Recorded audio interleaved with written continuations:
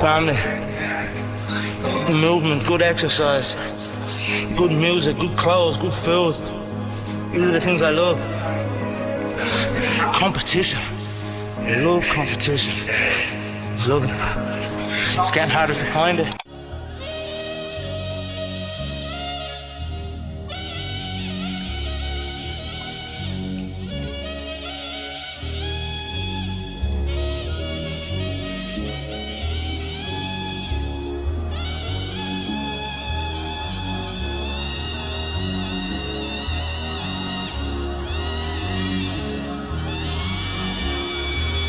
Numbers out of me, no. All right. What did you make of Max's energy? The interview that you did with Rogan on Sunday, he's very confident. Bit rude, wasn't it? He's confident. I didn't see that. You didn't Look, Max is all right. Max is good. Max is my son. I sunned Max when we fought those years ago, and I'm going to do so again. He's gotten a lot better since you last fought. Would you not agree? I don't think so. Really? I don't see much. Since 2013? No, I don't see much. I don't see much difference, no. Really? No, not so much. Same reaction, same movements. Listen, Max got better after he fought me. He added more moves to his game, but even still, there's only one. So I'm not going to say I don't rate him. I don't rate any of them. So it's on me now, with my date set, to go and show that, and that makes me happy. Right? Conor, how difficult has it been recovering from the injury and, you know, just going through this 5 years of being on the sidelines? Joe, I'm strong. I'm strong-minded. And you've got to be. So what other option had I got but to get back on my feet again and build myself back up? And I relished the opportunity to do so. And that's it. Here I am back. What's done is done. What's in the past is in the past. Now, we are here in the future, and the fight is booked, and I am incredibly encouraged and excited to grace the octagon once again. Well, we're incredibly excited to see you. Max, what are your thoughts on a guy like Conor being out for 5 years, having that brutal injury, while the entire time you've been very active? It doesn't matter, you know, I see a lot of people talking about it, but we're fighters, man. This is what we do. I can't wait, man. I'm looking forward to the best version of Conor McGregor. We'll see. But yeah, I guess the other part too. Like if Max goes in there and puts a beating on him, yeah, is this the last time you see Conor? I mean, I doubt it. I suspect he'll try and like find another way to keep this train on the tracks. But like, what if he goes in there? That's a great point. Like shit, you know. That's a great point, because is he the type of personality? Now he has lost, and he lost devastatingly to Dustin Poirier in the way, you know. But there was an injury. If he just gets outworked, you know, knocked out, just outworked, like, can he live with that? Like, that's the thing. I'm like, is he gonna be like, no, now we're gonna see Conor want to turn around and come back in there quicker, you know, like, you know, within months, you know, that type of thing, because he just doesn't want to live with that. That'd be interesting to see too, if it happens. Conor McGregor has been back in the spotlight yet again, but this time around, it looks like something is truly going down. McGregor is preparing to face off against Max Holloway, with McGregor being clear about what he intends to do and leaving no room for interpretation in what he said. The two fighters have matured since their last encounter, and their upcoming fight isn't just about skill anymore. You don't know the betting odds. You bet $100, you make $330 if you bet on McGregor. And McGregor's already talking S. He's talking S. He's says, I'm gonna son you, child. He tweets, I'm gonna son you, child. Okay, Max Holloway comes back and says, nah, big dog, you're gonna put some respect on my name. Now the fight's at 170. The fight's at 170. Conor's been out for 5 years, half a decade. Not the best fight to make, in my opinion. Max Holloway is he's one of the most slick guys. He fights southpaw, he fights orthodox, he'll stomp your legs, he'll teep your body, he'll piece you up with his punches. 5 rounds. I know McGregor and those guys were pushing for 3 rounds. Max Holloway is the king at 5 rounds. Out of me sitting here and spouting to you, oh, but this and that.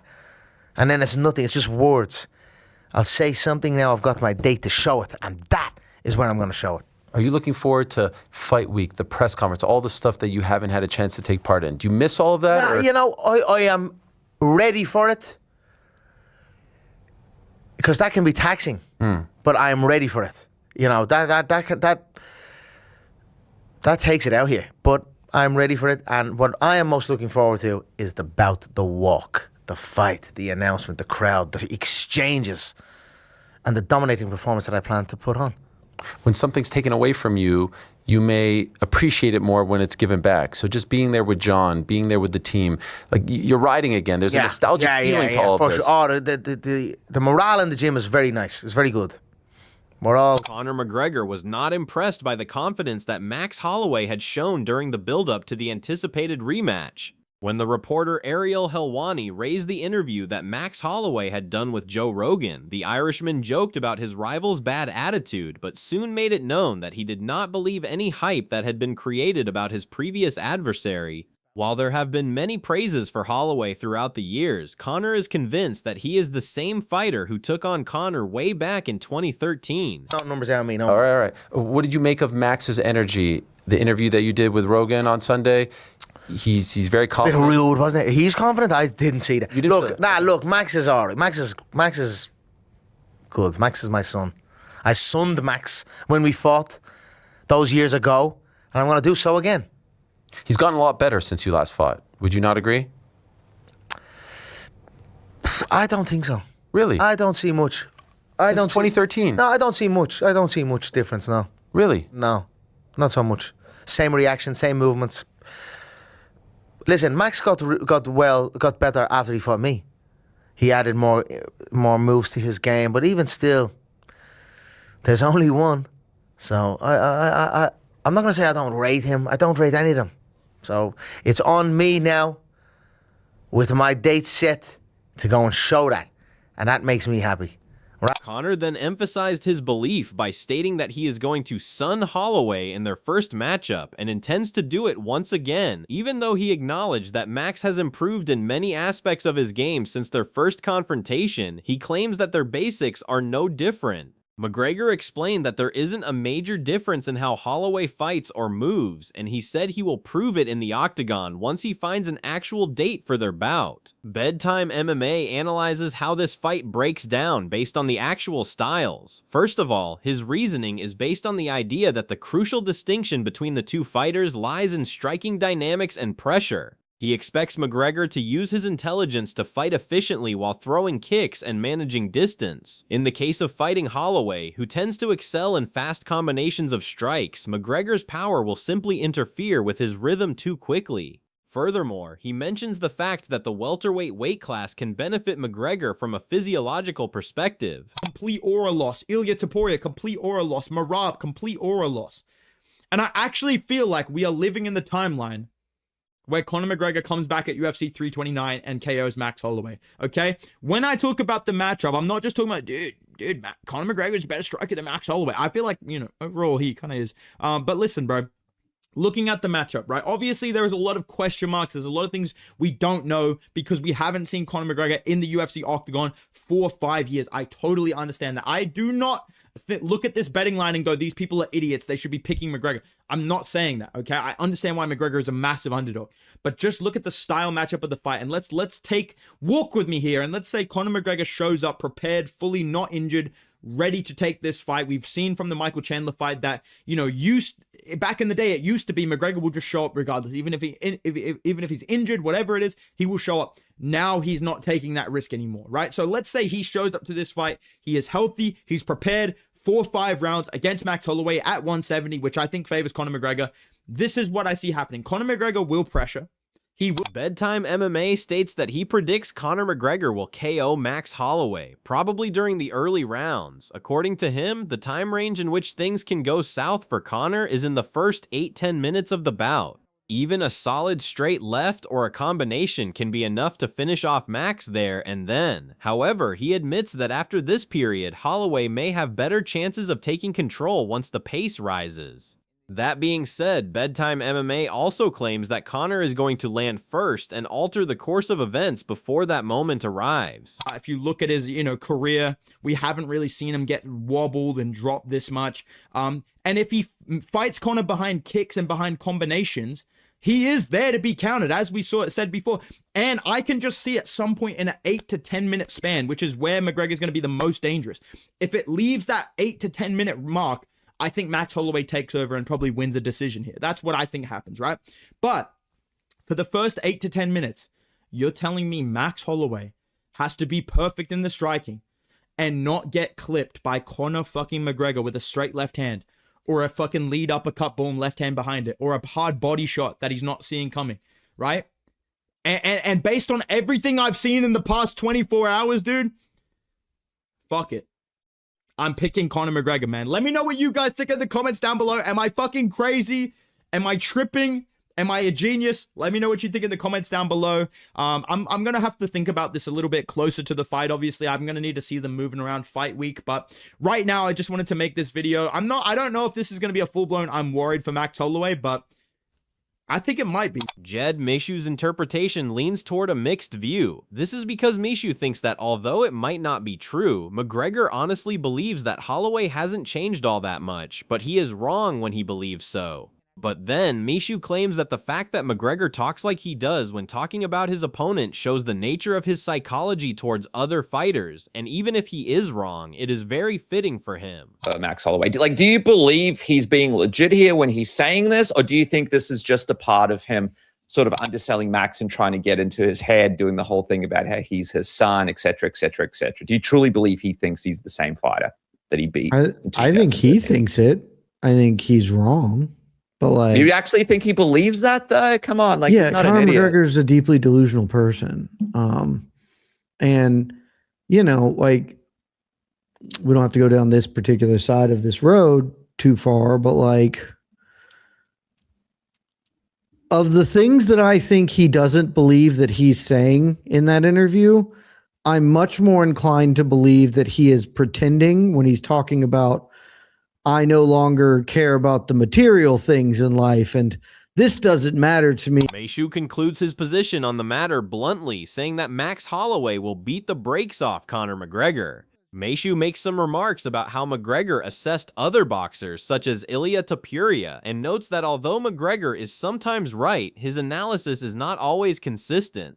The point made here is that even though McGregor's approach is intriguing, Meshu does not think that it is realistic. So I'm sure he's walking around at like 180 something. He'll diet and cut a few pounds, but yeah. I wonder what that's going to mean for power and the way that he's going to move around. It's fascinating stuff, but I think it's like what you said. It's simply not going to matter. Max is going to beat the brakes off of him. It's a little bit like what you said, and I think Pete Carroll said this on the same show with Ariel Helwani. A lot of people have kind of lost their belief in Conor McGregor, and it's almost like he's trying to get them to believe in him again and to believe, you know, like trying to sell that to him that there's a hope. And it'll be interesting to see if he can do something on the night to translate to that. Let me ask you this, because he obviously spoke about Ilia Topuria, and he had a couple of points that he made. This is an MMA junkie graphic. He said about how that he knew that it was going to happen to Topuria, you know, walking with your hands down at the opening bell, you're going to get walloped. He got banged up bad over the course, which caused him to quit. It's going to be a dark place that he's in right now. He's going to have to dig deep. The conversation begins with Kamaru Usman reacting to the announcement of the rematch between Conor McGregor and Max Holloway. Usman admits the news hasn't fully hit yet because of how massive the announcement is, especially considering McGregor has been inactive for years. The idea of McGregor returning at welterweight is still sinking in, and Usman highlights how unusual it feels to see such a matchup resurfacing after so long. I don't know. I'm still kind of. I guess it didn't really hit me yet. You know, it didn't really hit me because there was big announcements. We talked a little bit about it. Big announcements this last week, but it didn't really boom on me yet. Like, is this really happening? McGregor and Holloway too is really happening. The return of Conor McGregor. And this time, this time I welterweight, Henry. Let's welterweight, not featherweight. This time it's going to be at welterweight. Kamaru then reacts to betting odds and fan expectations, noting that the majority favor Holloway heavily, with McGregor seen as the underdog. Despite that, Usman believes McGregor will show up prepared and give his best effort. He acknowledges Holloway's activity and consistency, but still suggests McGregor is capable of surprising people if he is properly ready for the fight. I'm excited. I'm like, listen, like I said, I'm one who I respect the greats, and I respect the people who have done this, and even the young guys now that are doing it. I respect it every time I'm around. So it's a treat. It's a pleasure to, if he does make it in there again and compete, that would be great. I can't wait to see it. Well, let's see what Kashi thinks. Let's see what they're thinking. Let's see what the listen. Just like you just mentioned the Gaethje odds just now. I love it, and I love this one too. I'm gonna start. I'm gonna start. If I had to, if I'm you, I'm throwing some shillings on it now, locking myself in. 72% believes that Holloway's going to get it done to 28% for Conor McGregor. Damn, they're giving Conor McGregor more of a shot than they are Justin Gaethje. It's crazy. I think it's and crazy. Justin Gaethje's been active, dude. I think both guys are crazy.